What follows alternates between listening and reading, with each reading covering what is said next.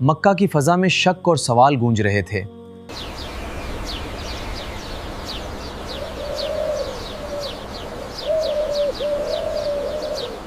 عرب کے لوگ اپنے اپنے بتوں پر فکر کرتے تھے، جن کا پورا خاندان ہوتا تھا۔ یہ ہیں ہمارے عظیم معبود اور یہ ہیں ان کی اہلیہ اور یہ ان کی اولاد، ہمارا خدا کوئی تنہا نہیں ہے۔ اسی سوچ کو لے کر کچھ گستاخ لوگ ہمارے پیارے نبی حضرت محمد صلی اللہ علیہ وسلم کے پاس ایک عجیب مطالبہ لے کر آئے۔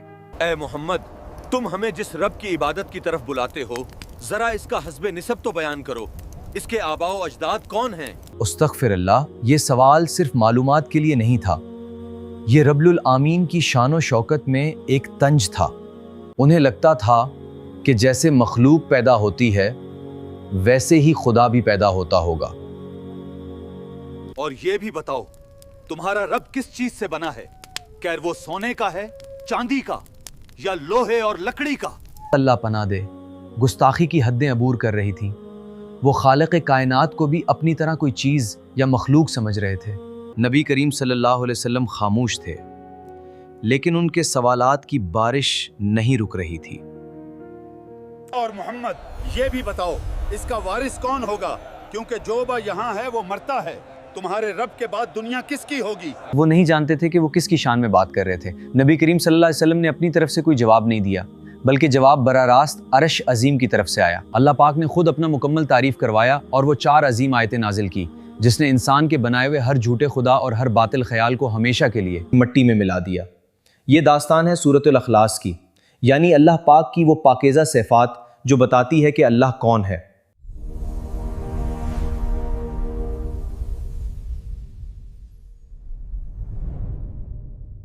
السلام علیکم ورحمۃ اللہ وبرکاتہ۔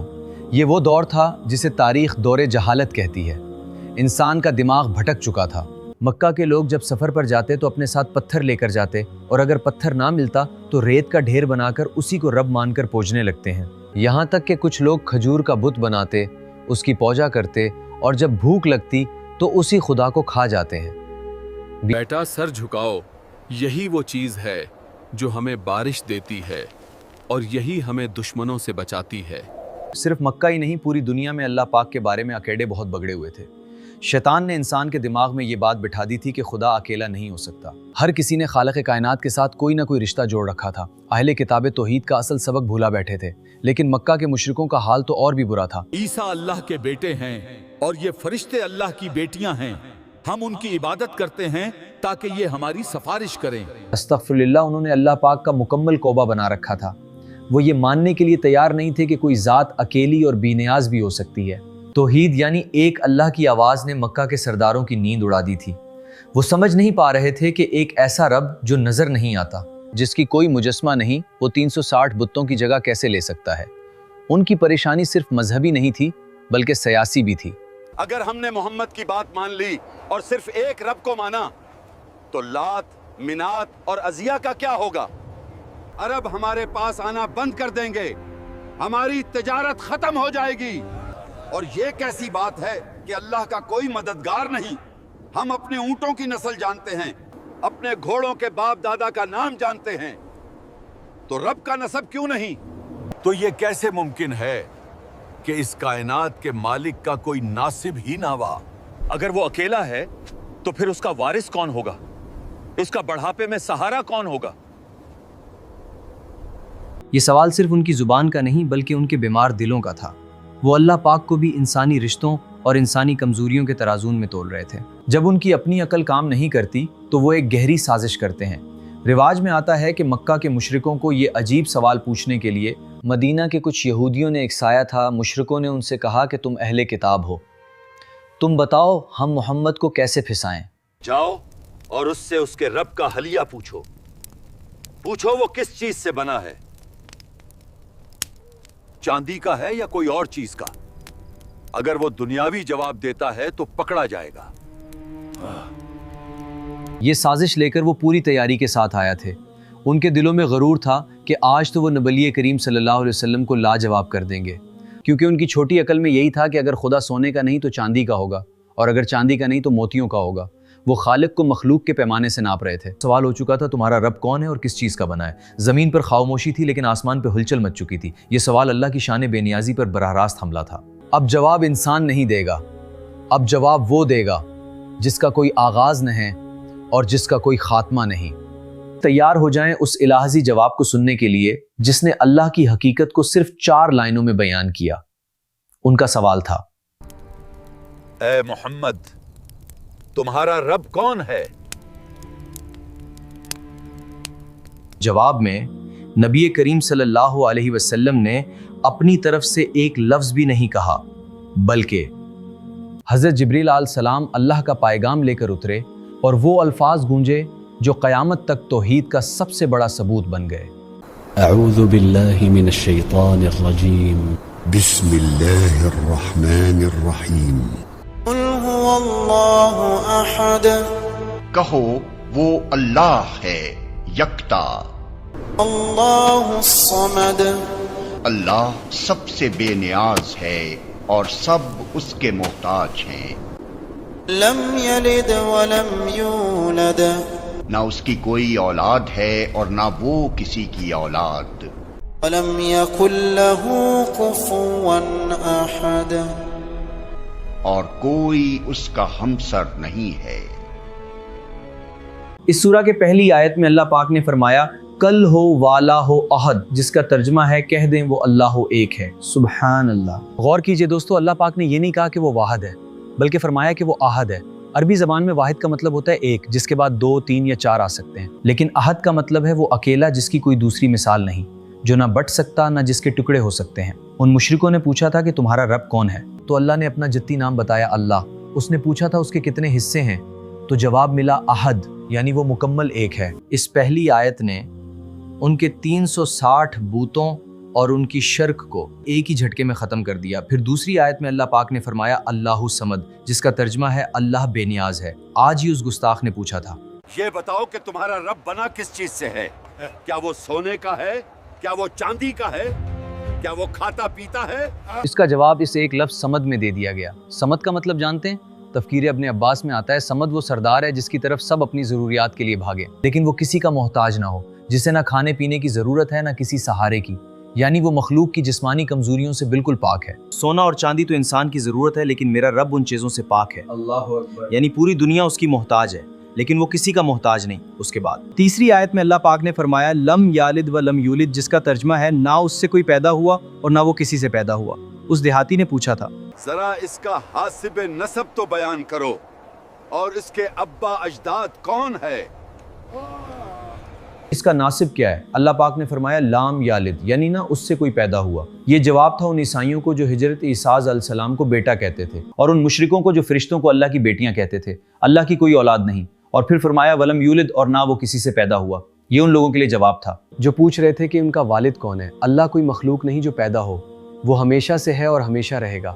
اس کا کوئی ماضی نہیں جہاں سے وہ آیا ہو، اور کوئی مستقبل نہیں جہاں وہ بوڑھا ہو کر فنا ہوگا۔ اور آخری آیت میں وہ فیصلہ سنایا گیا ولم یکن لہ کفوا احد، جس کا ترجمہ ہے اور کوئی اس کے برابر نہیں۔ آخر میں اللہ پاک نے اپنی شان کبریائی کا مکمل اعلان کر دیا۔ لفظ کفوان کا مطلب ہوتا ہے برابری کرنے والا، ہمپلا یا تصادم کا۔ عرب میں جب شادی ہوتی تھی تو دیکھا جاتا تھا کہ لڑکا اور لڑکی کوفو یعنی برابر کے ہیں یا نہیں۔ اللہ نے فرمایا پوری کائنات میں چاہے وہ فرشتے ہوں، انسان ہوں، جنات ہوں یا تمہارے یہ جھوٹے معبود، کوئی بھی کہیں بھی کسی بھی درجے میں میرے برابر نہیں، نہ ذات کے، نہ صفات میں، نہ طاقت میں۔ وہ سب سے زیادہ ہے، سب سے زیادہ بالا ہے۔ مکہ کے کافر تو اس حقیقت کو سن کر خاموش ہو گئے، لیکن کیا آپ جانتے ہیں کہ اس چھوٹی سی آواز میں ایک روحانی اثر ہے؟ صحابی کو اللہ کا محبوب بنا دیا۔ آخر اس صحابی نے ایسا کیا کہ جبرائیل علیہ السلام خاص طور پر آسمان سے یہ خوشخبری لے کر آئے، اللہ تم سے محبت کرتا ہے۔ آئیے دیکھتے ہیں کہ عشق اخلاص کی وہ داستان جو آپ کو بھی اس سورہ کا دیوانہ بنا دے گی۔ سورہ نازل ہو چکی تھی، لیکن اس کا اثر کیا تھا؟ یہ مدینہ کی ایک مسجد میں دیکھا گیا۔ ایک انصاری صحابی کو مسجد قباء کا امام بنایا گیا تھا، لیکن ان کا ایک عجیب معاملہ تھا۔ وہ جب بھی نماز پڑھاتے تو پہلے سورہ الاخلاص کل اللہ پڑھتے اور اس کے بعد کوئی اور سورہ پڑھتے ہیں۔ ہر رکعت میں ان کا یہی طریقہ تھا۔ امام صاحب، آپ ہر رکعت میں پہلے اس سورہ کو پڑھتے ہیں، کیا یہ آپ کے لیے کافی نہیں ہے؟ یا تو آپ اسے پڑھیں یا اسے چھوڑ کر کوئی اور سورہ پڑھیں، دونوں کو ملانے کیا ضرورت ہے؟ لیکن ان صحابی کا جواب بہت مضبوط تھا۔ انہوں نے نمازیوں سے صاف کہا کہ میں اسے چھوڑ نہیں سکتا۔ میں اسے چھوڑ نہیں سکتا۔ اگر آپ چاہتے ہیں کہ میں امامت کروں تو میں ایسا ہی کروں گا، اور اگر آپ کو یہ پسند نہیں ہے تو میں امامت چھوڑ دوں گا۔ کیونکہ وہ قوم کے سب سے زیادہ افضل قاری تھے، اس لیے لوگ کسی اور کو امام نہیں بنانا چاہتے تھے۔ بات بڑھی، یہاں تک کہ یہ معاملہ نبی کریم صلی اللہ علیہ وسلم کے پاس پہنچا۔ جب وہ لوگ دربار رسالت میں پہنچے اور پورا ماجرا سنایا تو نبی کریم صلی اللہ علیہ وسلم نے اس صحابی کی طرف دیکھا اور بڑے پیار سے پوچھا، اے فلاں، تمہیں اپنے ساتھیوں کی بات ماننے سے کون سی چیز روکتی ہے اور تم ہر رکعت میں اس سورہ کو لازم کیوں پڑھتے ہیں؟ اس وقت صحابی نے جو جواب دیا وہ سنہری حروف سے لکھنے کے قابل ہیں۔ انہوں نے درخواست کی، یا رسول اللہ، مجھے اس سورہ سے محبہ ہے کیونکہ اس میں میرے رب کی صفات بیان ہوئی ہیں، اس میں میرے رب کا خالص ذکر ہے، بس اسی لیے میرا دل اسے پڑھنا نہیں چھوڑ سکتا۔ سبحان اللہ۔ اس صحابی کا جواب سن کر رحمت عالم صلی اللہ علیہ وسلم نے وہ تاریخی فیصلہ سنایا جس نے قیامت تک کے اس سورہ کی فضیلت بڑھا دی۔ آپ نے فرمایا، مبارک ہو آپ کو، تمہاری اس محبت نے تمہیں جنت میں داخل کر دیا۔ غور کریں، اس نے یہ نہیں کہا کہ میں نے بہت زیادہ نفلی پڑھی یا بہت صادقہ کیا، انہوں نے کہا کہ مجھے اللہ کے ذکر سے محبت ہے۔ معلوم ہوا کہ سورہ اخلاص صرف الفاظ نہیں، یہ اللہ پاک سے محبت کا اظہار ہے۔ اگر تم اس سے محبت کرو گے تو اللہ تم سے محبت کرے گا۔ جنت کی بشارت تو مل گئی، لیکن کیا آپ جانتے ہیں کہ اللہ کی نظر میں اس ننھی سی سورہ کا وزن کتنا ہے؟ نبی کریم صلی اللہ علیہ وسلم نے فرمایا ہے کہ یہ سورہ 1/3 قرآن کے برابر ہے، لیکن کیوں 30 پاروں والی کتاب میں صرف 4 لائنوں کی سورہ کا وزن اتنا زیادہ کیسے ہو گیا؟ آئیے جانتے ہیں کہ اس گہرے راز کو اگلے حصے میں۔ ایک بار نبی کریم صلی اللہ علیہ وسلم نے اپنے صحابہ سے ایک سوال کیا، ایک ایسا سوال جس نے سب کو سوچنے پر مجبور کر دیا۔ آپ نے پوچھا، کیا تم میں سے کوئی اس بات سے عاجز ہے کہ وہ ہر رات 1/3 قرآن پڑھے؟ یا رسول اللہ، ہر رات قرآن کا تیسرا حصہ پڑھنا ہمارے لیے بہت مشکل ہے۔ ہم میں سے کس کے پاس اتنی طاقت اور وقت ہے کہ وہ ہر رات اتنا زیادہ قرآن پڑھ سکے؟ تب نبی کریم صلی اللہ علیہ وسلم نے ایک بہت بڑی خوشخبری سنائی۔ رب نے فرمایا، ارے کیا تم نہیں جانتے کل هو اللہ احد سورہ الاخلاص قرآن کے 1/3 حصے کے برابر ہے؟ لیکن یہاں ایک سوال پیدا ہوتا ہے، آخر 4 لائنوں کی سورہ 10 پاروں کے برابر کیسے ہو گئی؟ ہمارے علماء نے جس کا بہت پیارا راز سمجھایا ہے۔ وہ فرماتے ہیں کہ قرآن مجید کے مضامین کو موٹے طور پر 3 حصوں میں تقسیم کیا جا سکتا ہے۔ بیٹا، قرآن مجید کا پہلا حصہ احکام پر مشتمل ہے، یعنی حلال اور حرام کا بیان اور شریعت کے قوانین۔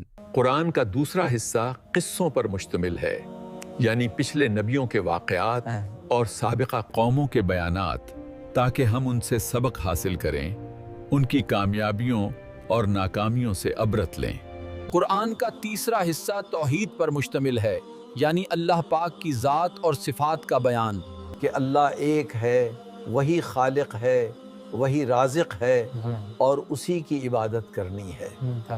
اب غور کریں، باقی صورتوں میں آپ کو قانون بھی ملیں گے اور کہانیاں بھی، لیکن سورہ الاخلاص وہ واحد سورہ ہے جس میں کوئی قانون نہیں ہے، کوئی کہانی نہیں، اس میں صرف اور صرف اللہ پاک کی توحید ہے۔ یہ سورہ اوپر سے نیچے تک خالص ہے کیونکہ اس نے قرآن کے سب سے اہم موضوع یعنی توحید کو مکمل انداز میں سمٹ لیا ہے، اس لیے اسے 1/3 قرآن کا درجہ دیا گیا۔ اس کا مطلب یہ ہوا کہ اگر آپ اسے 3 بار پڑھ لیتے ہیں تو ثواب کے اعتبار سے آپ کو پورا قرآن پڑھنے کا ثواب ملتا ہے۔ اللہ اکبر۔ بیٹا، اللہ پاک نے ہم کمزوروں کے لیے نیکیاں کمانا بہت آسان کر دیا ہے، لیکن قصور ہمارا ہے، ہم ہی غفلت کرتے ہیں۔ اور یاد رکھیں، یہ فضیلت صرف ثواب کے اعتبار سے ہے، نہ کہ قرآن کی تلاوت کا بدل۔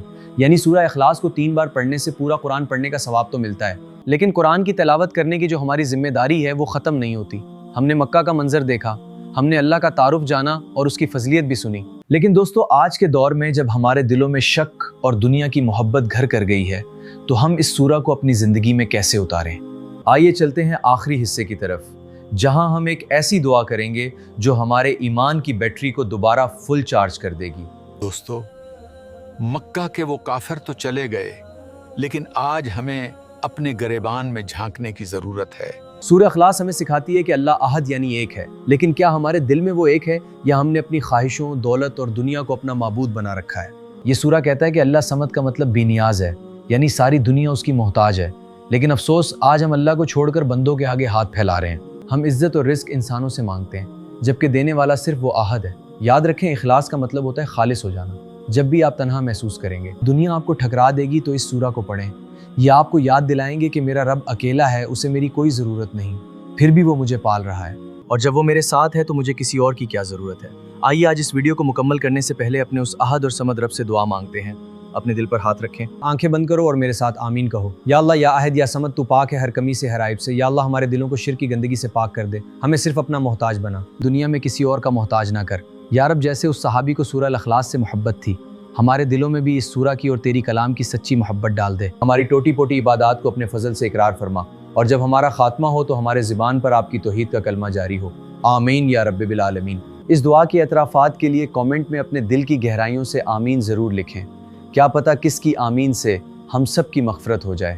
اور اس ویڈیو کو اپنے دوستوں اور گھر والوں کے ساتھ شیئر کریں، کیونکہ توحید کا پیغام پھیلانا سب سے بڑا صدقہ ہے۔ قرآن فہم آفیشیل کو ضرور سبسکرائب کریں۔ اسی طرح قرآن اور حدیث کی حقیقت جاننے کے لیے ہمارے چینل قرآن فہم آفیشیل کو سبسکرائب کریں، تاکہ آنے والی ہر ویڈیو آپ تک پہنچ سکے سے۔ ملتے ہیں اگلی گہری داستان میں، تب تک اپنے ایمان کی فکر کرو، قرآن فہم آفیشیل کے ساتھ جڑے رہیں۔ السلام علیکم۔